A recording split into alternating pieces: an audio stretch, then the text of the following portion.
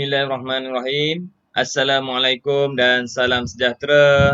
Selamat datang ke channel Cikgu Duan. Bagi yang pertama kali masuk ke channel Cikgu, jangan lupa like, share dan subscribe dan tekan butang loceng di bawah supaya anda tak rugi, tak terlepas video yang terbaru yang Cikgu upload selepas ini.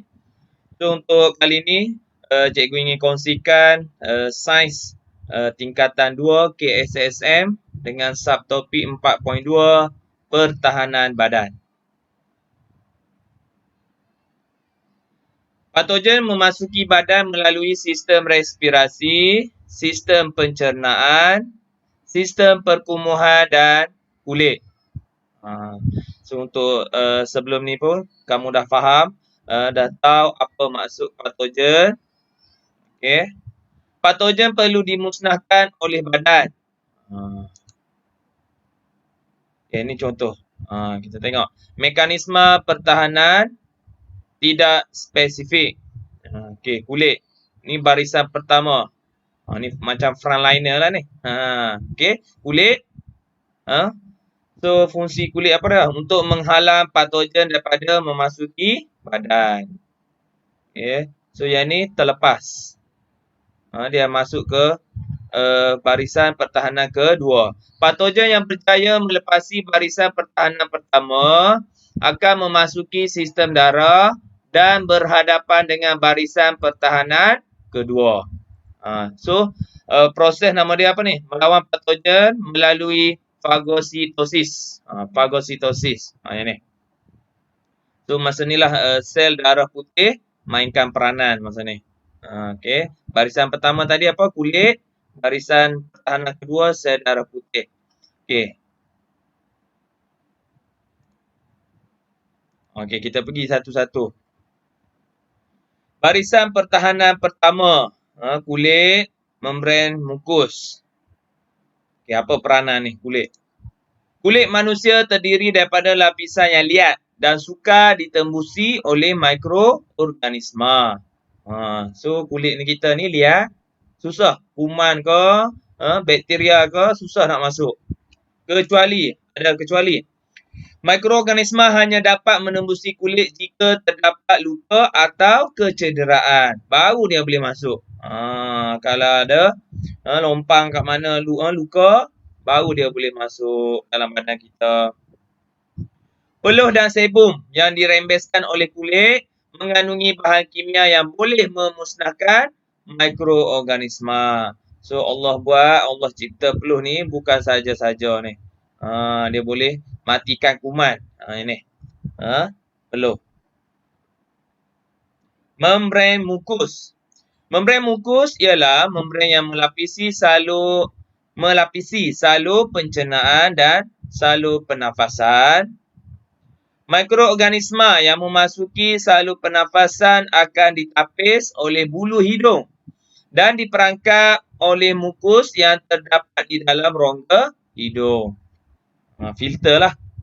Lilin di dalam telinga, air mata dan lendir pada faraj berfungsi sebagai antiseptik untuk memusnahkan mikroorganisma. So kalau lendir, dekat hidung, bulu hidung semua tu ada fungsi masing-masing. Sebagai penapis. Ni barisan pertahanan kedua. So, masa ni apa yang alami ops apa? Ops fagositosis. Tolong ingat. Ops fagositosis. So, inilah sel-sel darah putih. Monosit, eosinofil, basofil, neutrofil, limfosit. So ini semua askar-askar kita ni. Semua komando-komando dalam badan kita. Okey, macam mana? Ops fagositosis. Sel darah putih akan bertindak secara fagositosis dengan menelan dan mencerna patogen menggunakan enzim. Ni yang besar ni. Dia telan. Dia telan patogen yang masuk. Okey. Lepas tu dia bagi kecil-kecil jadi hilang. Jadi tak ada patogen tu. Okey, menggunakan enzim. Okey, yang ni mekanisme pertahanan spesifik. Okey, yang ketiga. Yang ni yang ketiga. Tadi satu, dua. Yang ni ketiga. Fagositosis. Yang ketiga. So, kalau barisan pertahanan pertama boleh tembus, kedua boleh tembus, kita ada lagi pertahanan yang ketiga.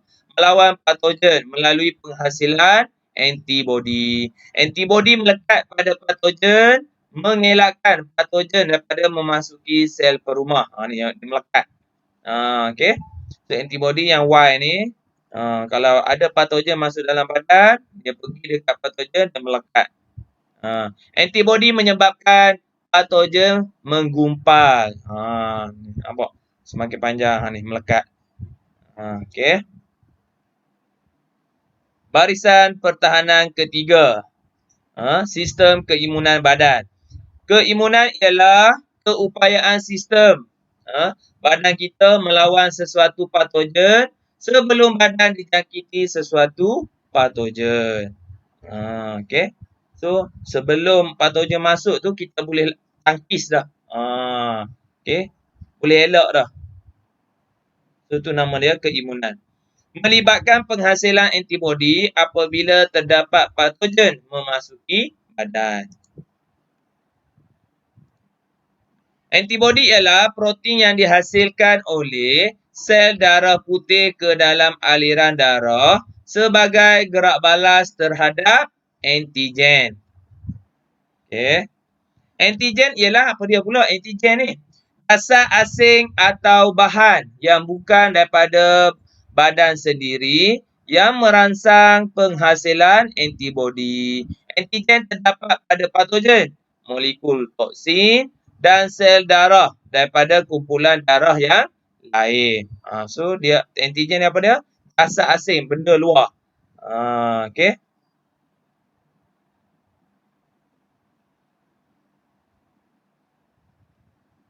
Imunisasi merupakan sesuatu usaha untuk memberikan daya tahan secara aktif pada bayi, kanak-kanak maupun kita dewasa terhadap penyakit tertentu dengan suntik vaksin. Ni imunisasi. Vaksin yang digunakan oleh KKM telah dinilai mengikut keperluan piawaian antarabangsa terlebih dahulu. Ni ubat. Vaksin corona virus ni. Okey. Vaksin yang mengandungi antigen yang diperoleh dari sebahagian atau keseluruhan struktur virus atau bakteria yang telah dilemahkan atau dimatikan. Kita ambil virus ke bakteria yang lemah ke, yang lembek, yang letih tu, yang mati, kita ambil, kita buat sebagai lawan balik vaksin. Kita lawan balik bakteria ataupun virus yang hidup tu. Antigen tersebut berfungsi untuk merangsang sistem imun tubuh membentuk keimunan terhadap jangkitan penyakit tertentu. Oleh sebab itu, bayi perlu disuntik dengan jenis vaksin yang berbeza. Okey. So yang ni adalah rancangan pemvaksinan di Malaysia lah. Okey. Ni minggu. Bulan. Okey, ni tahun. So daripada kosong. Daripada hari pertama lagi misi dah suntik baby. Okey. Masuk bulan pertama dah dos yang kedua kalau hepatitis. Okey. Lepas tu masuk bulan kedua, ni banyak.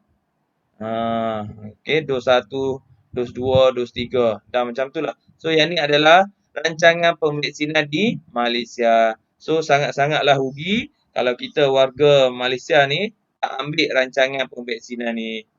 Okey, sangat rugi. Okey, yang pertama BCG.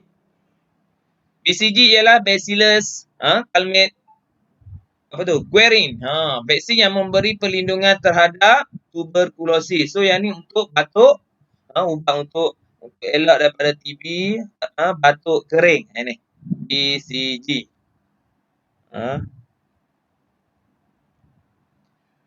DTaP ialah kombinasi difteria, tetanus dan pertusis. Okey. DTaP. Okay. HIV ialah Haemophilus influenza type B. So banyak Malaysia punya, KKM punya. Terima kasih KKM. Polio, IPV ialah inactivate polio vaksin yang memberi perlindungan terhadap polio. MMR, campur berguk rubella. Okey, semua ada. DT, dose booster yang memberi perlindungan terhadap difteria dan tetanus. HPV, human papilloma virus. Vaksin ini hanya untuk remaja perempuan. Ini yang terbaru ni. Remaja perempuan tingkatan 1, dos 2 diberikan dalam tempoh 6 bulan selepas dos 1. Tingkatan masuk sekolah menengah kena suntik. Yang perempuan sahaja. HPV. JE, Japanese encephalitis. Vaksin ini hanya diberikan di Sarawak. Okey. Keimunan. Keimunan ada dua. Keimunan pasif dan keimunan aktif. Kita tengok. Kedua-dua keimunan ni boleh diperoleh secara semula jadi ataupun buatan. Kita pergi kepada keimunan pasif. Badan memperoleh antibodi daripada sumber luar. Tu maksud dia. Badan memperoleh antibodi daripada sumber luar. Okey. Keimunan pasif semula jadi. Yang pertama. Yang kedua, keimunan pasif buatan. Okay, kita tengok. Keimunan pasif semula jadi. Apa dia? Terhasil apabila anak mendapat antibodi daripada susu ibu atau darah ibu yang merentasi dinding plasenta. So tak payah suntik baby tu apa dah. Daripada susu ibu tu sendiri. Dia menyusui ibu, lepas tu secara tak langsung baby tu akan dapat keimunan pasif semula jadi. Tu maksud dia. Keimunan adalah sementara dan singkat kepada bayi, iaitu dalam tempoh beberapa bulan pertama selepas dilahirkan. So singkatlah yang ni. Semula jadi. Keimunan pasif buatan. Tadi semula jadi. Yang ni buatan. Buatan terhasil apabila antiserum disuntik ke dalam badan pesakit. Yang ni suntik. Sebut saja buatan, ingat suntik. Suntikan apa? Kalau pasif ingat antiserum. Antiserum akan melawan patogen penyakit tersebut tanpa mengganggu sistem keimunan pesakit. Antiserum ialah darah cecair jernih yang mengandungi antibodi untuk mencegah penyakit. So kalau kita tengok graf ni. Ni graf keimunan pasif buatan. Tadi semula jadi dia naik tu. Naik macam tu. Semula jadi. So yang ni buatan dia kena 2 kali suntik. Suntikan antiserum yang pertama terus. Atas daripada aras keimunan ni menandakan dah sihat, dah sembuh dah. Ni. Atas kalau bawah lagi bahaya lagi. Tak sembuh lagi, masih sakit. Atas daripada titik-titik garis ni, okey. So maksudnya badan dah okey. So suntikan kali pertama dia naik terus, nampak? Sihat terus. Okey. So ambil masa beberapa minggu, lepas tu dia kena pergi hospital klinik balik, suntikan kali kedua, naik balik. Macam tu lah. So dia perlukan suntikan yang ni. Suntikan antiserum. Keimunan adalah segera dan sementara. Yang ni memang cepat. Okey, memang cepat. Kalau pagi suntik, petang boleh main bola dah. Contoh. Okey. Keimunan aktif. Okey, kita tengok pula aktif. Badan menghasilkan antibodi sendiri apabila dirangsang oleh antigen. Okey, sama juga pasif tadi. Terbahagi kepada dua. Semula jadi buatan. Okey, kita tengok. Keimunan aktif semula jadi. Terhasil selepas seseorang sembuh daripada serangan penyakit. Maksudnya, dia kena penyakit dulu, baru dia sembuh. Semasa jangkitan kedua, antibodi yang dihasilkan melebihi aras keimunan dan keimunan dicapai. Nampak? Okey, yang ni semula jadi. Okey, ini sakit-sakit lagi. Lepas tu, semasa jangkitan pertama, antibodi yang dihasilkan disimpan dalam badan adalah rendah dan tak mencapai aras keimunan. So dia kena kali kedua baru dia okey. Antibodi melepasi aras keimunan ni. Ni. Okey, so yang ni graf keimunan aktif semula jadi. Keimunan berpanjangan selepas jangkitan. So yang ni baguslah. InsyaAllah sekali kena tu sampai bila-bila kita tak akan kena dah penyakit tu. Okay. Keimunan aktif buatan. Terhasil apabila vaksin yang mengandungi patogen yang mati atau lemah dimasukkan ke dalam badan dan sistem keimunan bergerak bala dengan menghasilkan antibody. So yang ni suntik apa? Vaksin. Yang tadi pasif buatan suntik antiserum. Aktif buatan dia suntik vaksin. Tengok graf. Suntik kali pertama tak okey lagi. Okey, selepas beberapa minggu, 2-3 minggu, suntik kali kedua barulah nampak perubahan. Baru sembuh nampak. Keimunan melepasi aras ni, keimunan ni. So bila atas titik ni maksudnya dah sihat, dah okey dah ni.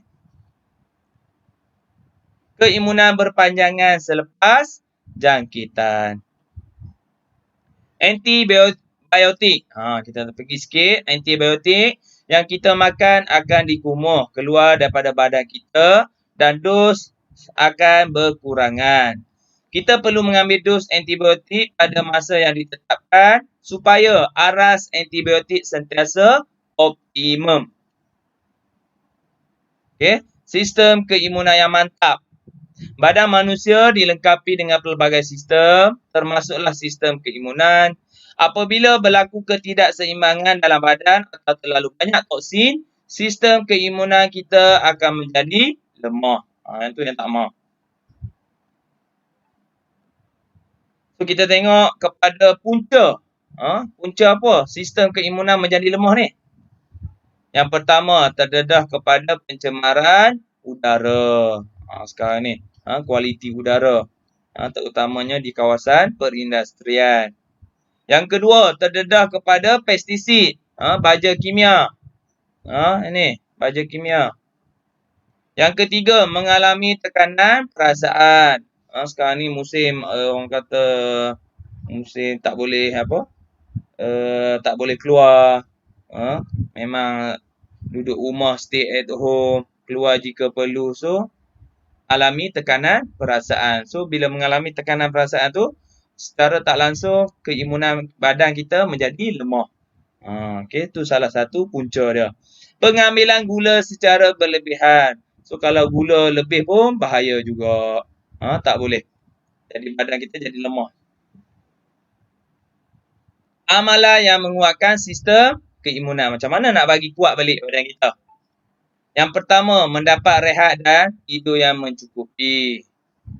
Beriadah dan menghirup udara segar. Tak merokok dan tak terdedah kepada asap rokok.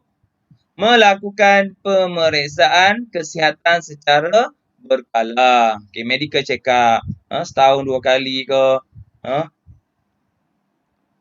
Okay, kita pergi sikit alahan. Alahan merupakan satu tindak balas sistem keimunan badan terhadap alergen, iaitu penyebab alahan dalam persekitaran yang biasanya tidak memudaratkan orang biasa yang tiada alahan. Sebagai contoh, alergen adalah hama, bulu haiwan, habuk, debunga, spora makanan, seafood, susu, telur, sengatan haiwan dan sesetengah ubat. So yang ni adalah alergen, penyebab alahan. Biasanya seafood lah. Okay.